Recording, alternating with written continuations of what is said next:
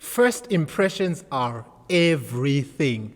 Science proves it. Most people make a first impression of a person within 7 seconds.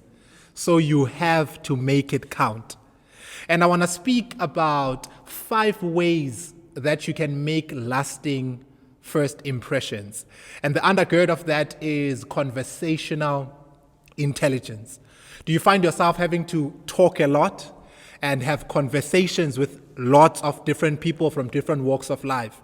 My question is, what are you doing to grow your conversational intelligence? This is important because not all conversations need the same approach, because talking and having a conversation are not the same. In conversation, you need to listen. Let me share the first thought. The first thought is counterintuitive, but I think it's very important because there's a lot of things that science teaches, and we also speak of eye contact, mimic or mirror the body language, etc., etc.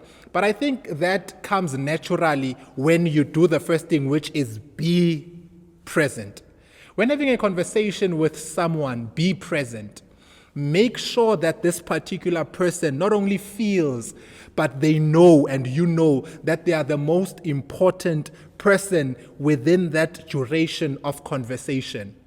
What that does, it causes you to move away from and keep your thoughts from wandering away. What am I going to eat? Where do I go next? Because that comes out through your conversation. So when talking with someone, just block out that time. If it's a meeting, if it's a phone call, if it's a coffee meeting, make sure that you block out that time. Put your phone on silent, which is part of etiquette. In fact, remove it from the table so that you're not distracted. Be there.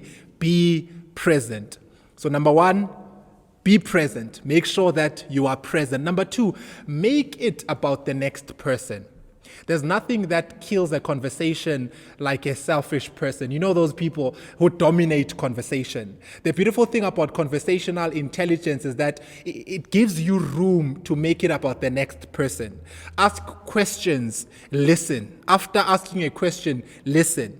And the question part is what you do before the conversation, because what questions do for you, you know what you need from that conversation. And if you spend a lot of time on the front end preparing, it helps you to come out with what you need on the back end, because you've done your due diligence with the questions, because questions are seeds for information. So when you walk into a conversation, the person might not know what you need from them, but the questions that you ask will give you the information that you need. So spend a lot of time asking yourself, if I'm going to meet, I do this a lot. I actually have a whole folder on my phone, a question folder, where I have questions for great people, because if I'm going to meet or be in the same room with someone, what are the questions that I'm going to be asking them? Because your questions reveal what you value as an individual. So it's very important for you to know, if I'm going to be meeting with someone, it's not going to be a celebrity moment where I'm awestruck and it's a selfie, but I'm going to ask them questions that will help me, that I can take away beyond the picture.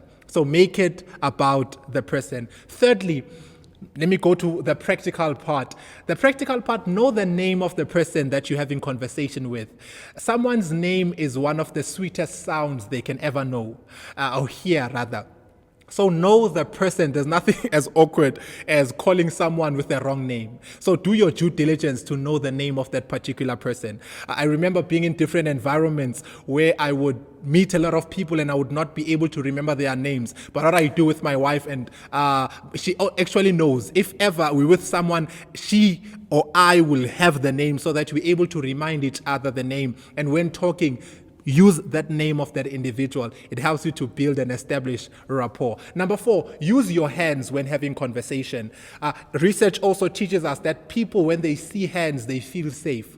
So use your hands, be it visually, because now a lot of our meetings are virtual. Use the hands to wave to someone, to greet someone, to hug someone. Let people see your hands. So when having conversation, especially over a table, make sure that your hands are above the table, not beneath the table. So your hands, I know it might sound simple, but your hands have a lot to contribute towards the dialogue. And then lastly, as we bring in our plane for landing, smile.